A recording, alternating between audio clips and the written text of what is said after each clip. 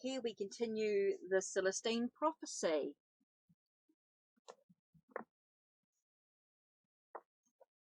The message of the mystics. The next morning I awoke as soon as I heard Will stirring.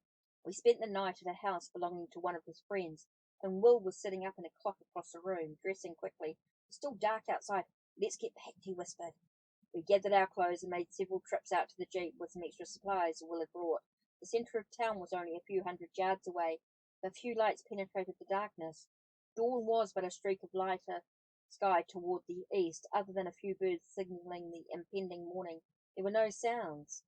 When we finished, I stayed with the jeep while Will spoke briefly with his friend, who stood sleepily on the porch while we completed our packing. Suddenly we heard noise at the crossroads. We could see the lights of 3 trucks as they drove into the centre of town and stopped. That could be Jensen, Will said. Let's walk over there and see what they're doing, but carefully. We made our way across several streets and into an alley that entered the main road about 100 feet from the trucks. 2 of the vehicles were being filled with fuel, and the other was parked in front of the store. 4 or 5 people stood nearby. I saw Marjorie walk out of the store and place something in the truck there, then walk casually toward us, gazing into an adjacent shops. Walk over there and see if you can get her to come with us, Will whispered. I'll wait for you here. I slipped around the corner, and as I walked towards her, I was horrified. Behind her, in front of the store, I noticed for the first time that several of Jensen's men carried automatic weapons. A few moments later, my fright intensified. In the street across from me, armed soldiers crouched low and slowly approached Jensen's group. At the exact time Marjorie saw me, Jensen's men saw the others and scattered. A burst of machine gun fire filled the air. Marjorie looked at me with terror in her eyes. I rushed forward and grabbed her. We ducked into the next alley. More shots were being fired. Amid angry shouting in Spanish, we tripped over a pile of empty cartons and fell, our faces almost touching. Let's go, I said, jumping to my feet. She struggled up, then pulled me down again, nodding her head to the end of the alley. 2 men with weapons were hiding with their backs to us, looking down the next street. We froze. Finally, the men raced across the street to the wooded area beyond. I knew we had to get back to the house of Wilson's friend, to the jeep. I was sure Will would go there. We crept carefully to the next street. Angry shouting and gunfire could be heard towards the right, but we could see no one. I looked left. Nothing there either. No sign of Will. I figured he had run ahead of us. Let's run across the woods, I said to Marjorie, who was now alert and looking determined. Then, I continued, we'll stay along the edge of the woods and bear left. The jeep is parked in that direction. Okay, she said. We crossed the street quickly and made our way to within 100 feet or so of the house. The jeep was still there, but we could see no movement anywhere. As we prepared to dash across the last street to the house, a military vehicle turned a corner to our left and proceeded slowly towards the dwelling. Simultaneously, Will ran across the yard, started the jeep, and sped away in the opposite direction. The vehicle pursued. Damn, I said. What do we do now? Marjorie asked, panic returning to her face. More shots were being fired in the street behind us, closer this time. Ahead, the forest thickened and climbed up the ridge, which towered over the town and ran north and south. It was the same ridge they had seen from the overlook earlier. Let's get to the top, I said. Hurry. We climbed several hundred yards up the ridge. At an overlook, we stopped and looked back across the town. Military vehicles seemed to be pouring into the crossroads, and numerous soldiers were conducting what seemed to be a house-to-house search. Below us, at the base of the ridge, I could hear muffled voices. We rushed further up the mountain. All we could do now was run. We followed the ridge north all morning, stopping only to crouch down when a vehicle travelled along the ridge parallel to us on our left. Most of the traffic was the same steel grey military jeep we'd seen before, but occasionally a civilian vehicle would pass. Ironically, the road provided a lone landmark and a point of security against the wilderness all around us. Ahead, the 2 ridges grew closer together and more steeply sloped. Jagged outcroppings of rock protected the valley floor between. Suddenly, from the north, we saw a jeep like Will's approach, then turn quickly into a side road which looked down. That looks like Will, I said, straining to see. Let's get down there, Marjorie said. Wait a minute. What if it's a trap? What if they've captured him and are using the jeep to lure us out? Her face fell. You stay here, I said. I'll go down there and you watch me. If everything's okay, then I'll motion for you to follow. Reluctantly, she agreed, and I started down the steep mountain towards the spot where the jeep had parked. Through the foliage, I could vaguely see someone get out of the vehicle, but I couldn't see who it was. Holding on to small bushes and trees, I worked my way through between the outcroppings. occasionally sliding down in the thick hummus. Finally, the vehicle was directly across from me on the opposite slope, perhaps 100 yards away. The driver, leaning against the rear fender, was still obscured. I moved to my right to get a better look. It was Will. I rushed further to my right and felt myself slide. At the last minute, I reached for a tree trunk and pulled myself back up. My stomach twisted with fright. Below me was a sheer drop-off of 30 feet or more. I had barely avoided killing myself. Still holding the tree, I stood up and tried to gain Will's attention. He was surveying the ridge above my head, and then his eyes dropped and he looked right at me. He jerked up and walked towards me in the bushes. I pointed down to the steep gorge. He surveyed the valley floor, then called to me. I don't see a way across, he said. You'll have to move down the valley and cross there. I nodded and was about to signal Marjorie when I heard a vehicle approaching in the distance. Will jumped into his jeep and sped back towards the main road. I hurried up the hill. I could see Marjorie through the foliage, walking towards me. Suddenly from the area behind her came loud shouts in Spanish and the sounds of people running. Marjorie hid below a rock overhang. I changed directions, running as quietly as I could to the left. As I ran, I searched for a view of Marjorie through the trees. Just as I caught sight of her, she screamed loudly as two soldiers grabbed her arms and forced her to stand. I continued to run up the slope, keeping low, her look of panic frozen on my mind. Once at the top of the ridge, I headed north again, my heart pounding with terror and panic. After running more than a mile, I stopped and listened. I could hear no movement or talking behind me. Lying flat on my back, I tried to relax and think clearly. But the awful spectre of Marjorie's capture was overwhelming. Why did I ask her to remain on the ridge alone? What should I do now? I sat up and took a deep breath, gazed over at the road on the other ridge. I'd seen no traffic while I was running. Again I listened intently. Nothing except the usual forest sounds. Slowly I began to calm down. After all, Marjorie had only been captured. She was guilty of nothing except running from gunfire. Probably she would be detained only until their identity as a legitimate scientist could be established. Once more, I headed north, my back aching slightly. I felt dirty and tired, and pangs of hunger erupted in my stomach. For 2 hours I walked without thinking and without seeing. And from the slope to my right, I heard sounds of running. I froze, and I listened again, but the sounds had stopped. Here the trees were larger, shielding the ground below from the sun, thinning the underbrush. I could see 50 or 60 yards. Nothing moved. I walked past a large boulder on my right and several trees, stepping as softly as possible. 3 other massive outcroppings lay along my path, and I moved past 2 of them, still no movement. I walked around the third boulder. Twigs cracked behind me. I turned around slowly. There, next to the rock, was the bearded man I'd seen at Jensen's.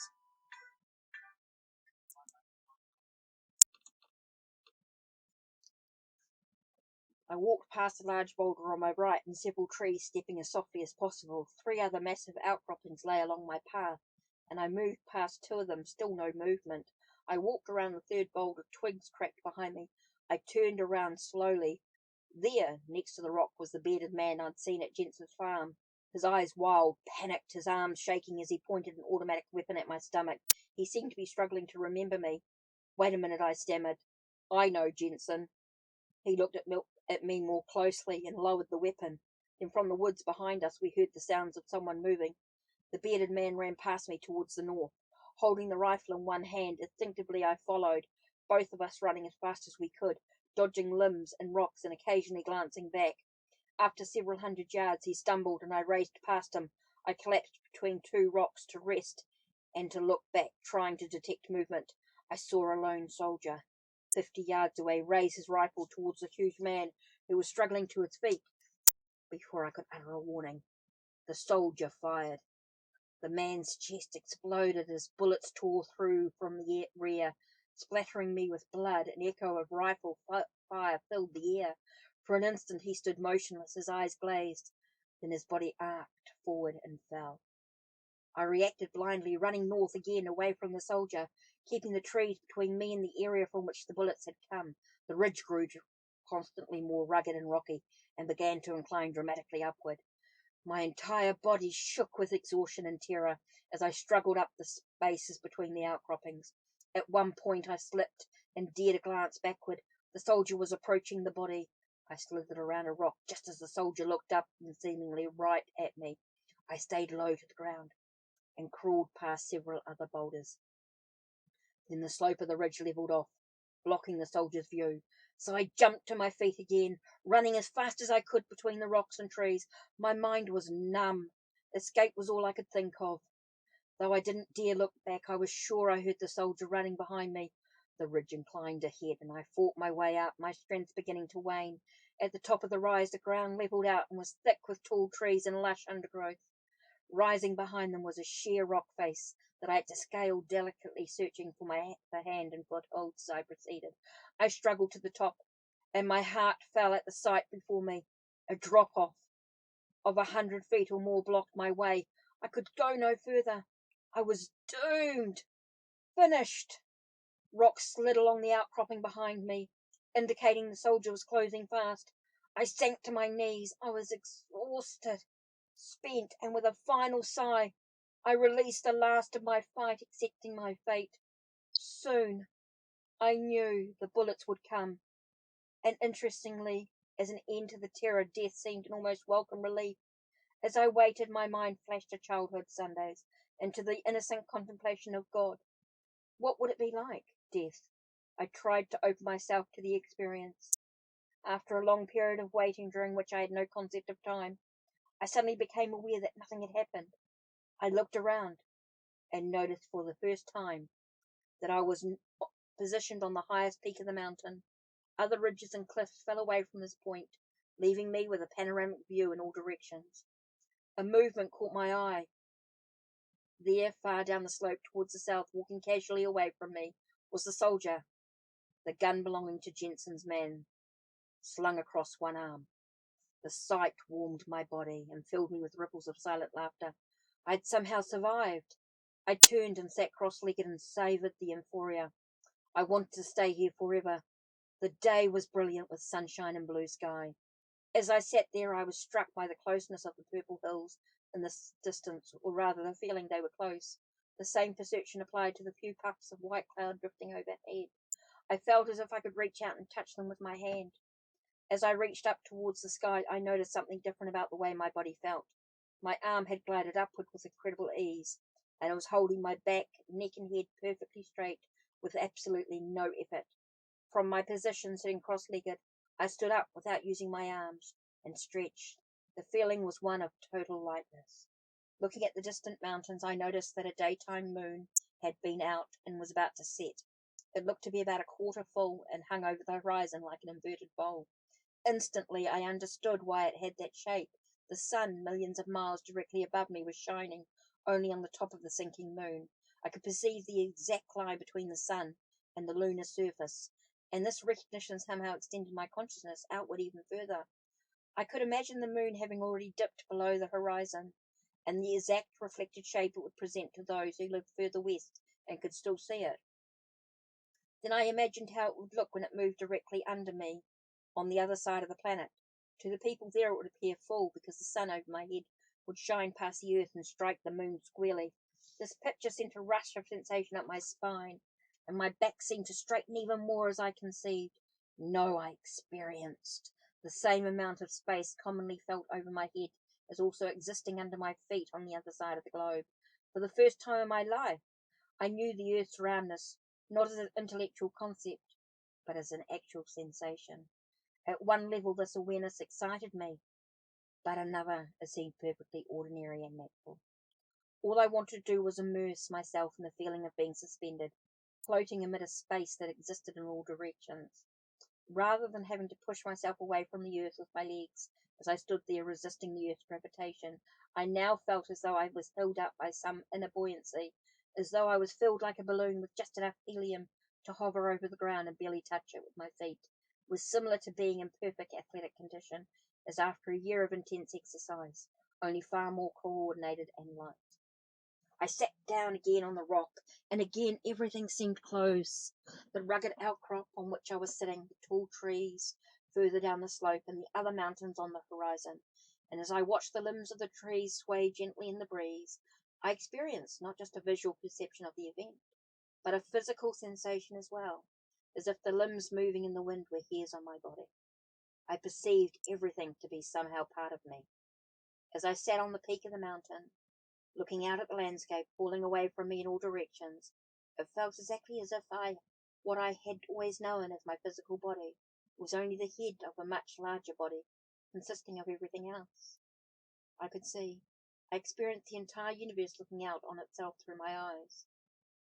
This perception induced a flash of memory. My mind raced backward in time, past the beginning of my trip to Peru, past my childhood and my birth. The realization was present that my life did not, in fact, begin with my conception and birth on this planet. It began much earlier, with the formation of the rest of me, my real body, the universe itself. The science of evolution had always bored me, but now as my mind continued to race backward in time, all the things I had read on the subject began to come back to me, including conversations with a friend who resembled Honu. I recalled that this was the field he was interested in, evolution. All knowledge seemed to merge with actual memories. Somehow I was recalling what had happened, and the recollection allowed me to look at evolution in a new way. I watched as the first matter exploded into the universe, and I realized, as the third insight had described, that there was nothing truly solid about it. Matter was only energy vibrating at a certain level, and in the beginning matter existed only in a simplest vibratory form, the element we call hydrogen. That's all there was in the universe, just hydrogen. I observed the hydrogen atoms begin to gravitate together, as if the ruling principle, the urge of this energy, was to begin a movement into a more complex state. And when pockets of this hydrogen reached a sufficient density, it began to heat up and to burn, to become what we call a star. And in this burning, the hydrogen fused together and leaped into the next high vibration, the element we call helium. As I continued to watch, these first stars aged and finally blew themselves up and spewed their remaining hydrogen and the newly created helium out into the universe, and the whole process began again.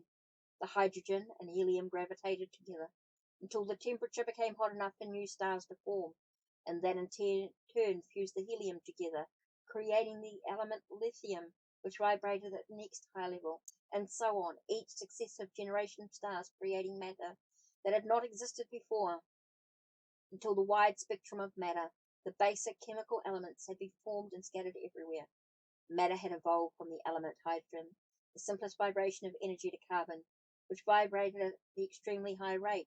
The stage was now set for the next step in evolution. As our sun formed, pockets of matter fell into orbit around it, and one of them, the Earth, contained all the newly created elements, including carbon. As the Earth cooled, gases once caught in the molten mass migrated to the surface and merged together, forming water vapor, and the great rains came, forming oceans on the then barren crust. Then, when water covered much of the Earth's surface, the skies cleared and the sun, burning brightly, bathed the new world with light and heat and radiation. And in the shallow pools and basins, amid the great lightning storms that periodically swept the planet, matter leapt past the vibratory level of carbon to an even more complex state, to the vibration represented by the amino acids.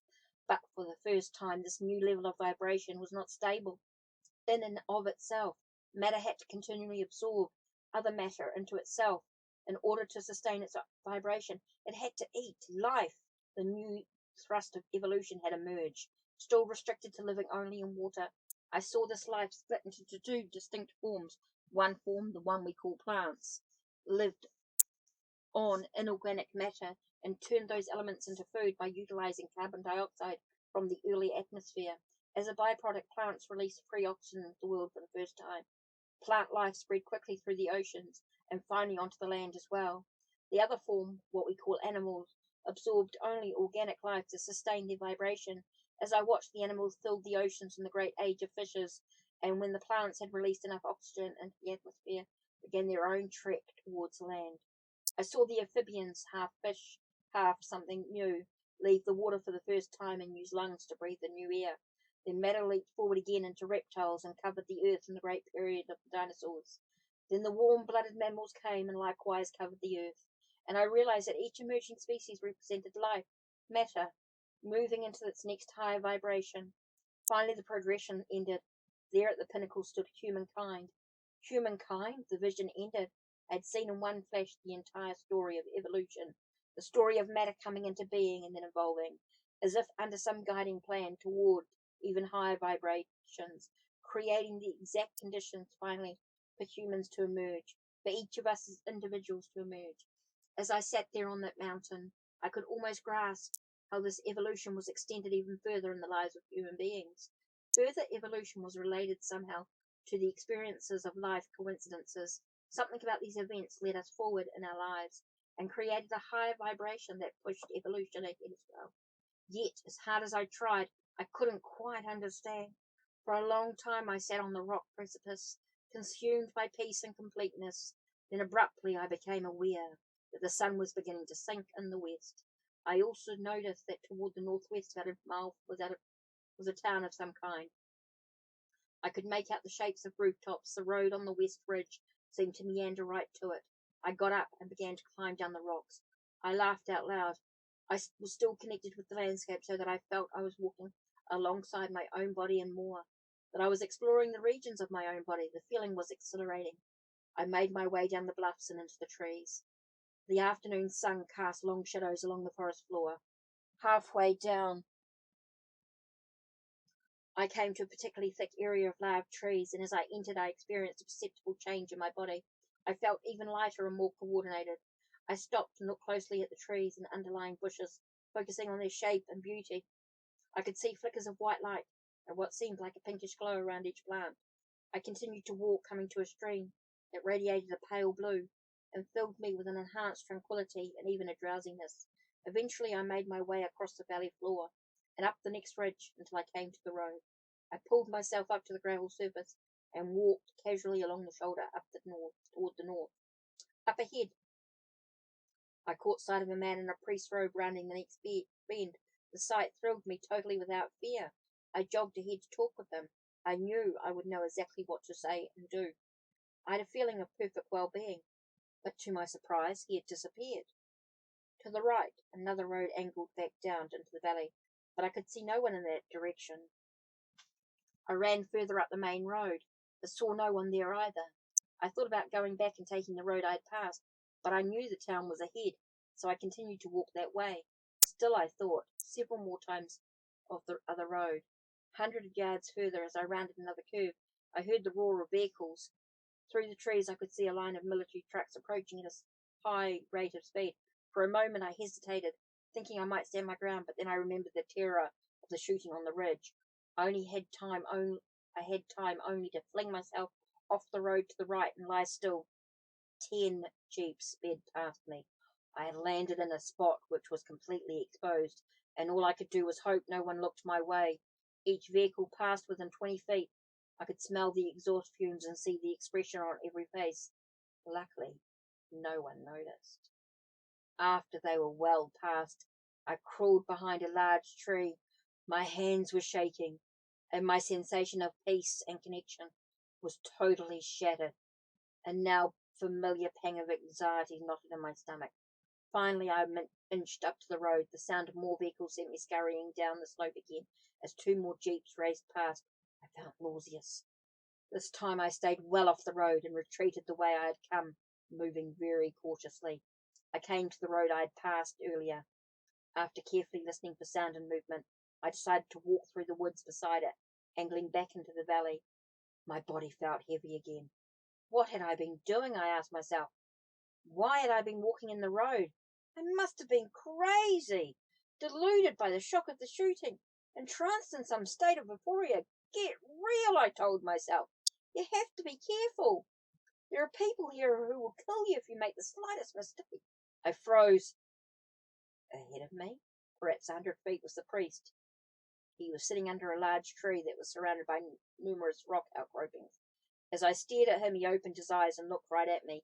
I flinched, but he only smiled and motioned for me to walk up. Cautiously I approached him. He remained motionless, a thin, tall man of about 50 years of age. His hair was cut short and was dark brown in colour, matching his eyes. You look as though you need some help, he said in perfect English. Who are you? I asked. I am Father Sanchez, and you? I explained who I was and where I was from, dizzily sinking to one knee and then to my buttocks. Were you part of what happened in Kula, weren't you? He asked. What do you know of that? I asked wearily, not knowing whether to trust him. I know someone in this government is very angry, he said. They don't want the manuscript publicized. Why? I asked. He stood up and looked down at me. Why don't you come with me? Our mission is only half a mile away, and you'll be safe with us. I struggled to my feet, realizing I had no choice, and nodded affirmatively. He led me slowly down the road, his manner respectful and deliberate. He weighed each word. Are the soldiers still looking for you? He asked at one point. I don't know, I replied. He said nothing for a few minutes, then asked, Are you searching for the manuscript? Not any more, I said. Right now I just want to survive this and go home. He nodded reassuringly, and I found myself beginning to trust him. Something about his regard and warmth affected me. He reminded me of Will. Presently we came to the mission, which was a cluster of small houses facing a courtyard and a small church. It was situated in a place of great beauty.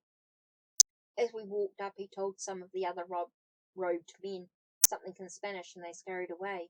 I tried to see where they were going, but fatigue was engulfing me. The priest led me into one of the houses. Inside was a small living area and 2 bedrooms. A fire burnt in the fireplace. Soon after we entered, another priest walked in with a tray of bread and soup. Wearily I ate as Sanchez sat politely in a chair beside me. Then, upon his assistance, I stretched out on one of the beds and fell into a deep sleep. When I walked into the courtyard, I noticed immediately that the grounds were immaculately kept. The gravel walkways were edged with precisely arranged bushes and hedges.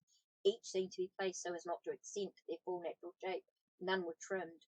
I stretched and felt the starched shirt I put on. It was made of coarse cotton and chafed my neck slightly. Still, it was clean and freshly ironed. Earlier I had awakened as 2 priests poured hot water into a tub and laid out fresh clothes. After I had bathed and dressed, I had walked into the other room and found hot muffins and dried fruit on the table. I had eaten ravenously while the priest stood by. After I had finished, the priest had left, and I had walked outside to where I now stood.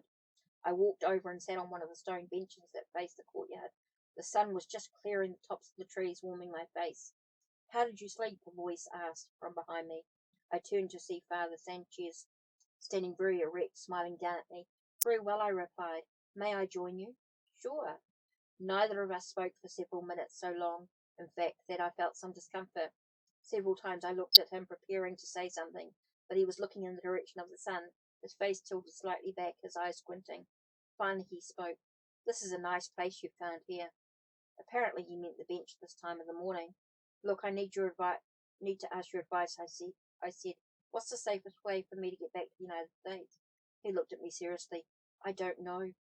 That depends on how dangerous the government thinks you are. Tell me how you happened to be in Kula. I told him everything from the time I first heard of the manuscript. My feeling of euphoria on the ridge now seemed fanciful and pretentious, so I only alluded to it briefly. Sanchez, however, immediately questioned me about it. What did you do after the soldier failed to notice you and left? He asked. I just sat up there for a few hours, I replied, feeling relieved and guessed. What else did you do? What else did you feel? He asked. I squirmed somewhat and decided to attempt a description. It's hard to describe, I said. I felt this etheric connection with everything, and this total kind of security and confidence. I was no longer tired. He smiled. You had a mystical experience. Many people report them in that forest near the peak. I nodded tentatively. He turned on the bench to face me more directly. This is the experience the mystics of every religion have always described. Have you read something about such experiences? Some years ago, I said, but until yesterday, it was only an intellectual concept. Yeah, I suppose. The young priest walked up and nodded to me, then whispered something to Sanchez. Sanchez nodded, and the young priest turned and walked away. The older priest watched every step the young man took. He crossed the courtyard and entered a park-like area about 100 feet away. I noticed for the first time that this area, too, was also extremely clean and full of various plants. The young priest walked to several locations, hesitating at each one as though searching for something. Then at one specific location sat down. He appeared to be engaged in exercise of some kind. Sanchez smiled and looked pleased, and turned his attention to me.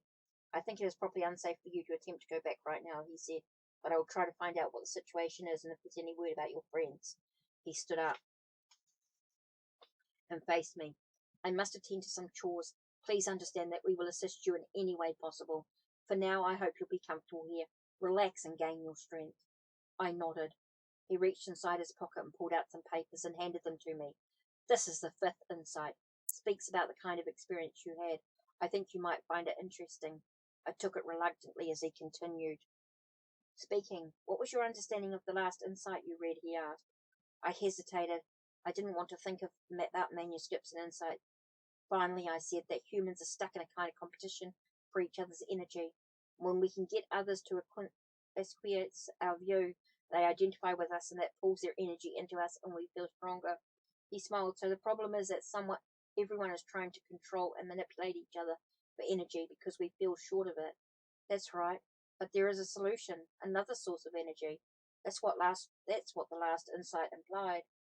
He nodded and walked very deliberately into the church.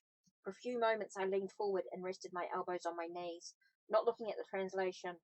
I continued to feel reluctant. The events of the last 2 days had dampened my enthusiasm, and I preferred instead to think of how I might return to the United States. Then, in the wooded area across the way, I noticed the young priest stand up and walk slowly to another location, about 20 feet from where he was. He turned towards me again and sat down. I was intrigued over what he might be doing. Then it dawned on me that I might be practicing something that was spelled out in the manuscript. I looked at the first page and began to read. Described a new understanding of what had long been called mystical consciousness. During the last decades of the 20th century, it stated that this consciousness would become publicized as a way of being that is actually attainable, a way that has been demonstrated by the more esoteric practitioners of many religions. For most, this consciousness would remain an intellectual concept to be only talked of and debated, but for a growing number of humans, this consciousness would become experientially real because these individuals would experience flashes or glimpses of this state of mind during the course of their lives. This manuscript said that this experience was the key to ending human conflict in the world, because during this experience we're receiving energy from another source, a source we will eventually learn to tap at will. I stopped reading and looked at the young priest again. His eyes were open, and he appeared to be looking directly at me. I nodded, even though I couldn't make out the details of his face. To my surprise, he nodded back to me and smiled faintly. Then he stood up and walked toward my left, heading towards the house in that direction. He avoided my eyes as I watched him cross the courtyard and enter the dwelling. Behind me, I heard footsteps and turned to see Sanchez leaving the church. He smiled as he approached me. That didn't take long, he said. Would you like to see more of the grounds? Yes, I would, I replied. Tell me about these sitting areas you have. I pointed towards the area where the young priest had been. Let's walk up there, he said. As we strolled across the courtyard, Sanchez told me that the mission was over 400 years old and was founded by a unique missionary from Spain who felt the way to convert the local Indians was through their hearts, not through coercion with the sword.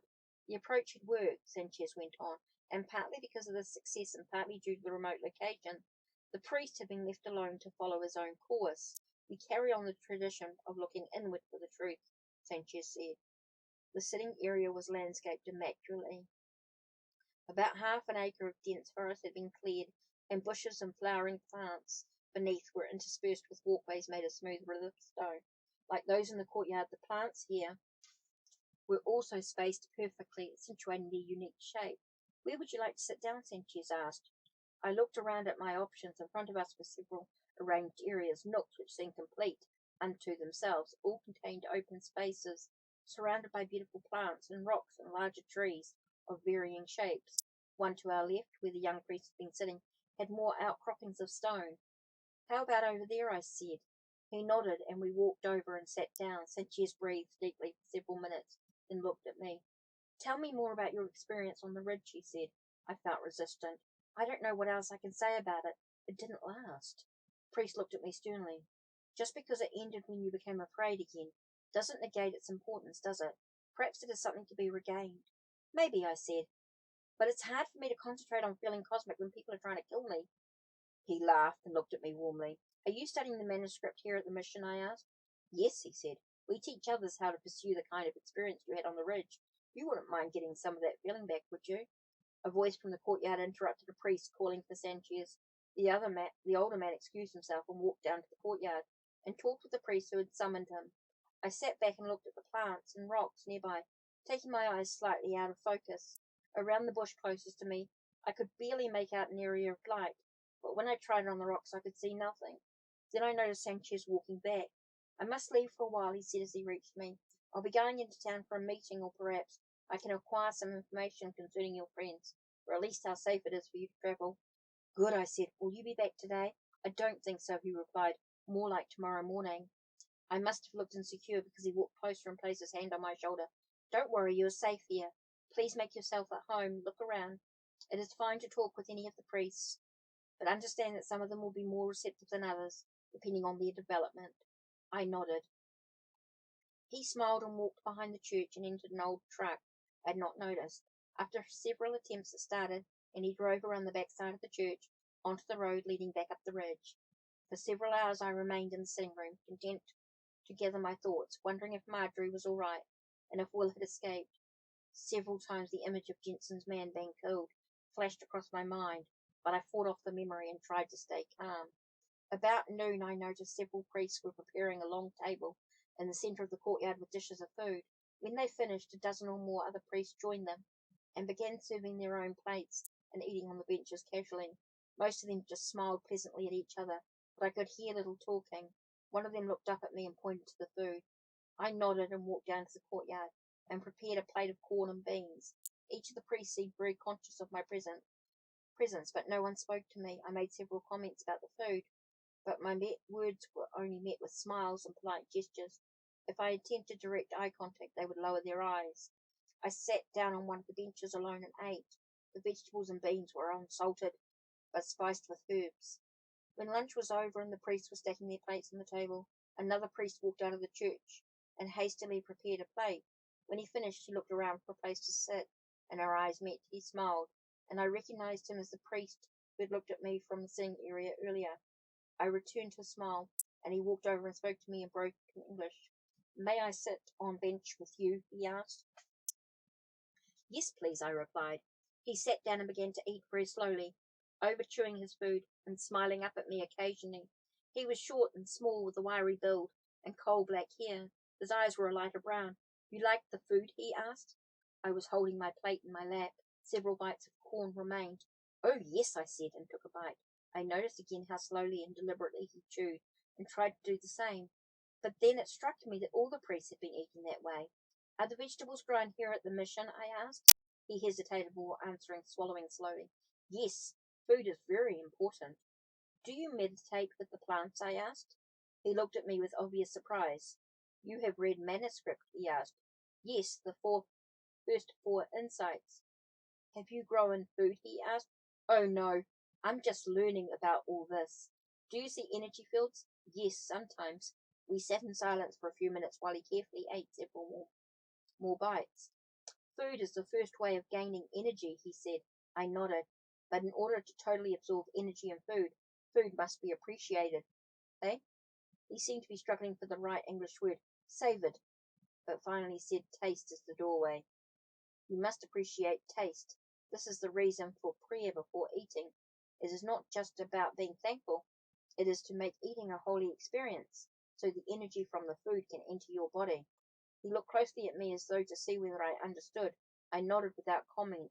He looked thoughtful.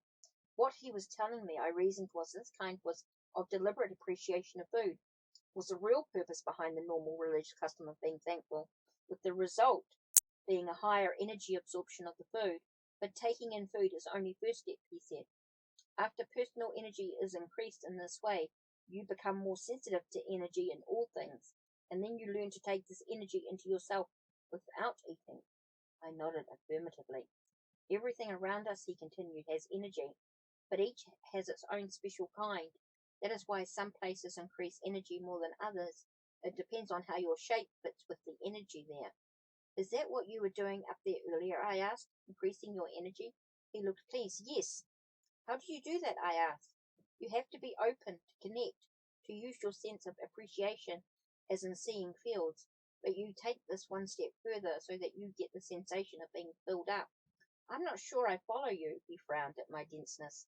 Would you like to walk back into the sitting place? I can show you. Okay, I said, why not? I followed as he led the way across the courtyard and back to the sitting area. As we arrived, he stopped and looked around as if surveying the area for something. Over there, he said, pointing to a spot that bordered the dense forest. We followed the path as it wound through the trees and bushes. He picked a spot in front of a large tree that grew out of the mound of boulders so that its huge trunk seemed to be perched on the rocks. its roots wrapped around and through the boulders before finally reaching the soil. Flowering shrubs of some type grew in semicircles in front of the tree, and I could detect a strange, sweet fragrance from the shrub's yellow blossoms. The dense forest provided a solid sheet of green in the background. The priest directed me to sit down in a clear spot amid the bushes facing the gnarled tree. He sat beside me. "Do you think the tree is beautiful?" he asked. "Yes." "Then, feel it." "Huh?" He seemed to be struggling again to find the word. He thought for a moment, then asked, "Father Sanchez told me that you had an experience on the ridge. Can you remember how that felt?" "I felt light and secure and connected." "How connected?" "That's hard to describe," I said. "Like the whole landscape was part of me." "But what was the feeling?" I thought for a minute. What was the feeling? Then it came to me. "Love," I said. "I guess I felt a love for everything." "Yes," he said, "that is it. Feel that for the tree." "But wait a minute," I protested. "Love is something that just happens. I can't make myself love anything." "You do not make yourself love," he said. "You allow love to enter you. But to do this, you must position your mind by remembering what it felt like and try to feel it again." I looked at the tree and tried to remember the emotion on the ridge. Gradually, I began to admire its shape and presence. My appreciation grew until I actually felt an emotion of love. The feeling was exactly the one I remember as a child for my mother and as a youth for the special little girl that was the object of my puppy love. Yet even though I'd been looking at the tree, this particular love existed as a general background feeling. I was in love with everything. The priest slid away for several feet and looked back at me intensely. "Good," he said, "you're accepting the energy." I noticed his eyes were slightly out of focus. "How do you know?" I asked. "Because I can see your energy field getting larger." I closed my eyes and tried to reach the intense feelings I'd acquired on the ridge top. But I couldn't duplicate the experience. What I'm feeling was on the same continuum, but to a lesser degree than before. The failure made me frustrated. "What happened?" he asked. "Your energy fell." "I don't know," I said.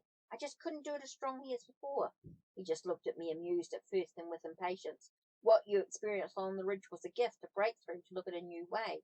Now you must learn to get that experience by yourself, a little at a time." He slid back a foot further and looked at me again. "Now try more." I closed my eyes and tried to feel deeply. Eventually the emotion swept over me again. I stayed with it, attempting to increase the feelings by small increments. I focused my regard on the tree. "That is very good," he suddenly said. "You're receiving energy and giving it to the tree." I looked at him squarely. "I'm giving it back to the tree?" "When you appreciate the beauty and the uniqueness of things," he explained, "you receive energy. When you get to a level where you feel love, then you can send the energy back just by willing it so." For a long time I sat there with the tree. The more I focused attention on the tree and admired its shape and color, the more love I seemed to acquire, generally an unusual experience. I imagined my energy flowing over and filling up the tree, but I couldn't see it. Without changing my focus, I noticed the priest get up and begin to walk away. "What does it look like when I'm giving energy to the tree?" I asked. He described the perception in detail, and I recognized it as the same phenomenon I had witnessed when Sarah projected energy into the philodendron at Vinciente. Though Sarah was successful, she apparently wasn't aware that a state of love was necessary for the projection to take place. She must have been acquiring a love state naturally without realizing it. The priest walked toward the courtyard and out of my range of vision. I remained in the sitting area until dusk. The two priests nodded politely as I entered the house. A roaring fire fended off the evening cheer, and several oil lamps illuminated the front room. The air was filled with the smell of vegetable or perhaps potato soup. On the table was a ceramic bowl, several spoons, and a plate holding 4 slices of bread. One of the priests turned and left without looking at me, and the other kept his eyes lowered and nodded at a large cast-iron pot sitting on the hearth by the fire. A handle protruded from under its lid. As soon as I saw the pot, the second priest asked, "Is there anything else you need?" "I think not," I said. "Thank you." He nodded and left the house as well, leaving me alone. I lifted the lid from the pot. Potato soup. It smelt rich and delicious. I poured several ladles full into the bowl and sat down at the table, then pulled the part of the manuscript Sanchez had given me from my pocket and placed it beside my plate, intending to read. But the soup tasted so good that I focused entirely on eating. After I finished, I placed the dishes in a large pan and stared at the fire, hypnotized until the flames burned low. Then I turned down the lamps and went to bed. The next morning I awakened at dawn, feeling totally refreshed. Outside, a morning mist rolled through the courtyard. I stoked up the fire and put several pieces of kindling on the coals and fanned it until it caught up. I was about to look through the kitchen for food when I heard Sanchez's truck approaching. I walked outside as he emerged from behind the church, a backpack in one arm and several packages in the other. I have some news, he said, motioning me to follow him back inside the house. Several other priests appeared with hot corn cakes and grits and more dried fruit. Sanchez greeted the men, then sat with me at the table as the priests scurried away. I attended a meeting of some of the priests of the Southern Council, he said. We were there to talk about the manuscript. At issue was the government's aggressive actions. This was the first time any group of priests had met publicly in support of this document, and we were just beginning our discussion when a government representative knocked on the door and asked to be admitted. He paused as he served his plate and took several bites, chewing them thoroughly. The representative, he continued, assured us the government's sole purpose was to protect the manuscript from outside exploitation. He informed us that all copies being held by Peruvian citizens must be licensed. He said he understood our concern, but asked us to comply with this law and turn in our copies. He promised the government duplicates would be issued back to us at once. Did you turn them in? I asked. Of course not. We both ate for a few minutes. I tried to overchew to appreciate the taste. We asked about the violence and cooler, he went on, and he told us this was necessary action against a man called Jensen, that several of his men were armed agents from another country. He said they planned to find and steal the undiscovered part of the manuscript and remove it from Peru, so the government had no choice but to arrest them. There was no mention of you or your friends. Did you believe the government man? No, we didn't. After he left, we continued the meeting.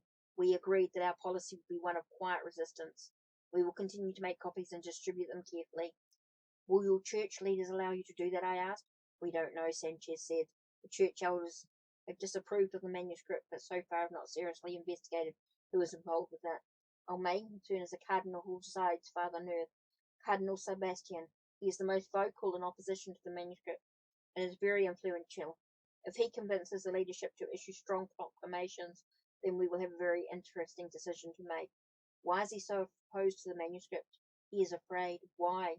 I haven't spoken with him in a long time, and we always avoid the subject of the manuscript, but I believe he thinks man's role is to participate in the cosmos ignorant of spiritual knowledge by faith alone. He thinks the manuscript will undermine the status quo, the lines of authority in the world. How would it do that? He smiled and tilted his head back slightly. Truth shall set you free. I was looking at him, trying to understand what he meant, eating the last of my bread and fruit on my plate. He ate several more tiny bites and pushed his chair back. You seem much stronger, he said. Did you talk with anyone here? Yes, I replied. I learnt a method of connecting with the energy from one of the priests. I didn't catch his name. He was in the sitting area while we were talking in the courtyard yesterday morning, remember? When I spoke with him later, he showed me how to absorb energy and then to project it back. His name is John, Sanchez said, then nodded for me to go on. It was an amazing experience, I said, by remembering the love I felt. I was able to open up. I sat up there all day simmering in it. I didn't reach the state, but I experienced on the ridge, but I got close. Sanchez looked more serious. The role of love has been misunderstood for so long. Love is not something we should do or be good or to make the world a better place out of some abstract moral responsibility or because we should give up our hedonism. Connecting with energy feels like excitement, then euphoria, and then love. Finding enough energy to maintain that state of love certainly helps the world, but it most directly helps us. It is the most hedonistic thing we can do. I agreed, then noticed he had moved his chair back several more feet and was looking at me intensely, his eyes unfocused. So what does my field look like? I asked. It is much larger, he said. I think you feel very good. I do. Good. That is what we do here. Tell me about that, I said. We train priests to go further into the mountains and work with the Indians. It is a lonely job, and the priests must have great strength. All of the men have the care of being screened thoroughly, and all have one thing in common. Each has had one experience he calls mystical. I've been studying this kind of experience for many years, he continued, even before the manuscript was found, and I believed that when one has already encountered a mystical experience, getting back into this state and raising one's personal energy level comes much easier. Others can also connect, but it takes longer. A strong memory of the experience A strong memory of the experiences I think you learned facilitates its recreation. After that, one slowly builds back. What does a person's energy field look like when this is happening? It grows outward and changes colour slightly. What colour? Normally from a dull white towards green and blue, but the most important thing is that it expands. For instance, during your mystical encounter on the ridge top, your energy flashed outward into the whole universe. Essentially, you connected and drew energy from the entire cosmos, and in turn your energy swelled to encompass everything, everywhere. Can you remember how that felt? Yeah, I said. I felt as though the entire universe was my body and I was just the head, or perhaps more accurately the eyes. Yes, he said, and at that moment your energy field and that of the universe were the same. The universe was your body. I had a strange memory during that time, I said. I seem to remember how this larger body, this universe of mine, evolved. I was there. I saw the first stars form from simple hydrogen and then saw more complex matter evolve in successive generations of these suns. Only I didn't see matter, I saw matter as simple vibrations of energy that were evolving systematically into ever more complex higher states. Then life began, evolved to a point where humans appeared. I stopped suddenly, and he noticed my changed mood. What's wrong? He said. That's where the memory of evolution stopped, I explained. With humans. I felt as if the story continued, but I couldn't quite grasp it. The story does go on, he said. Humans are carrying forth with the universe evolution towards higher and higher vibrational complexity. How? I asked. He smiled but didn't answer. Let's talk about this later. I really must check on a few things. I'll see you in an hour or so. I nodded. He picked up an apple and walked out. I wondered outside behind him, then remembered the copy of the fifth insight in the bedroom and retrieved it. Earlier I'd been thinking of the forest where Sanchez had been sitting when I'd first met him. Even in my fatigue and panic, I'd noticed that the place was extraordinarily beautiful. So I walked down the road towards the west until I came to the exact spot, then sat down there myself. Leaning back against a tree, I cleared my mind and spent several minutes looking around. The morning was bright and breezy, and I watched the wind as it whipped the branches above my head. The air felt refreshing, so I took in several deep breaths. During a lull in the wind, I took out the manuscript and looked for the page where I'd stopped reading. Before I could locate it, however, I heard the sound of a truck engine. I lay flat beside the tree and attempted to determine its direction. The sound was coming from the mission. As it grew closer, I could see it was Sanchez's old truck with him driving. I thought you might be here, he said as he pulled up to where I was standing. Get in, we need to leave. What's going on? I asked, sliding onto the passenger seat. He drove on towards the main road. One of my priests told me of a conversation he overheard in the village. Some government officials are in town, and they're asking questions about me and the mission. What do you think they want? He looked at me reassuringly. I don't know. Let's just say I'm not as certain as before that they will leave us alone. I thought as a precaution that we should drive up into the mountains. One of my priests lived near Machu Picchu. His name is Father Carl. We'll be safe at his house until we can better read the situation. He smiled. I want you to see Machu Picchu anyway. I suddenly had a flash of suspicion that he had made a deal and was taking me somewhere to turn me in. I decided to proceed cautiously and stay alert until I found out for sure. Did you finish the translation? He asked. Most of it, I asked. You had asked about human evolution. Did you finish that part? No. He turned his eyes from the road and looked at me intensely. I pretended not to notice. Is something wrong? He asked.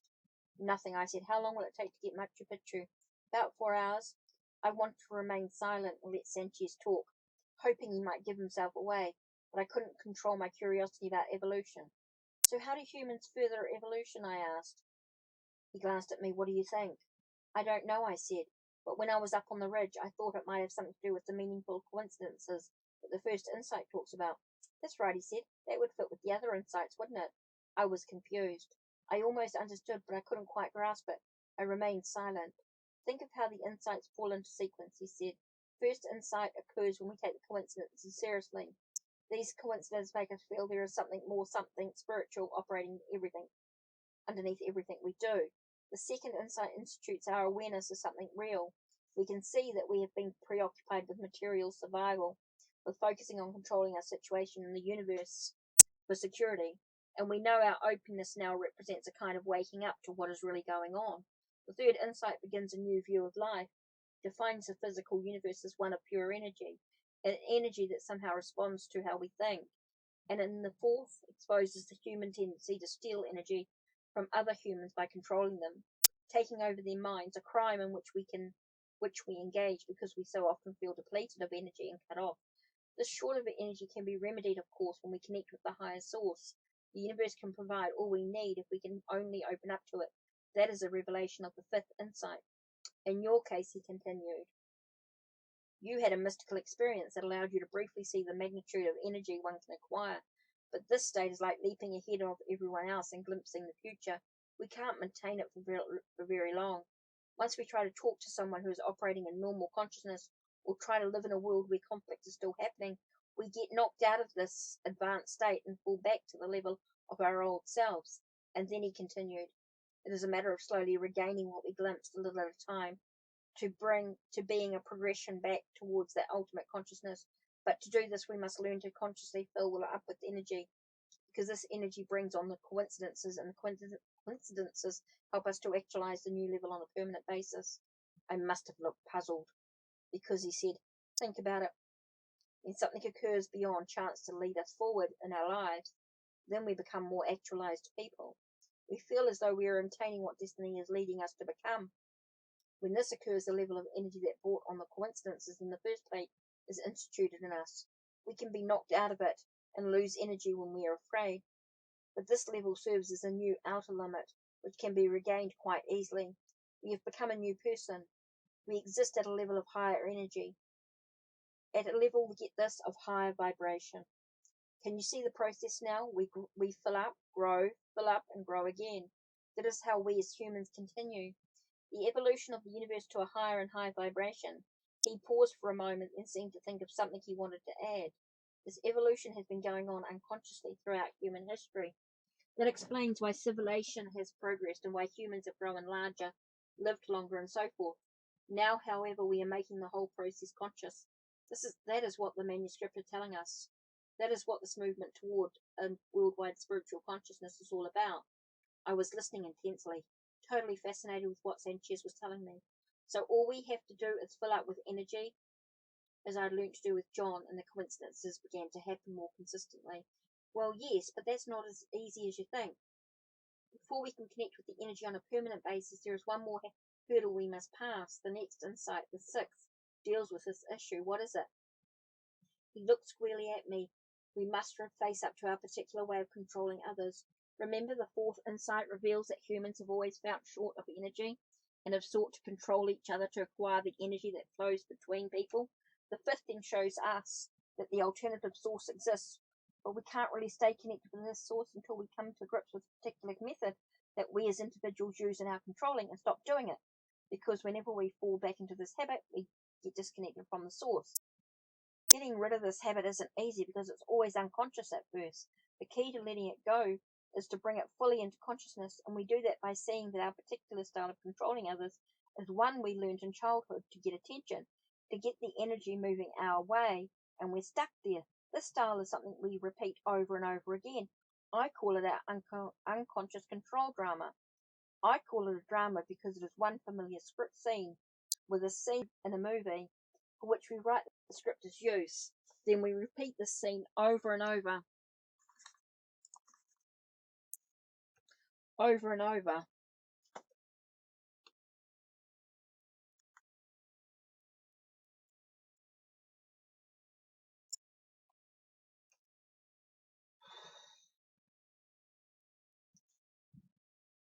In our daily lives without being aware of it. All we know is that the same kind of events happen to us repeatedly. The problem is, if we are repeating one particular scene over and over, then the other scenes of our real life movie, the high adventure marked by coincidences, can't go forward. We stop the movie when we repeat this one drama in order to manipulate the energy. Sanchez slowed the truck and moved carefully forward through a series of deep ruts in the road. I realized I was frustrated. I couldn't quite grasp how the control drama worked. I almost expressed my feelings to Sanchez, but I couldn't. I realized I still felt distant from him, and I didn't care to reveal myself. Did you understand? He asked. I don't know, I said curtly. I don't know if I have control drama. He looked at me with the warmest regard and chuckled out loud. Is that so? He asked. Then why do you always act so aloof? that's it from me. Don't forget to check the links down below. Check the links on my channel. Like, subscribe, and ring the bell so you know when the next video will be uploaded. Take care, and blessed be.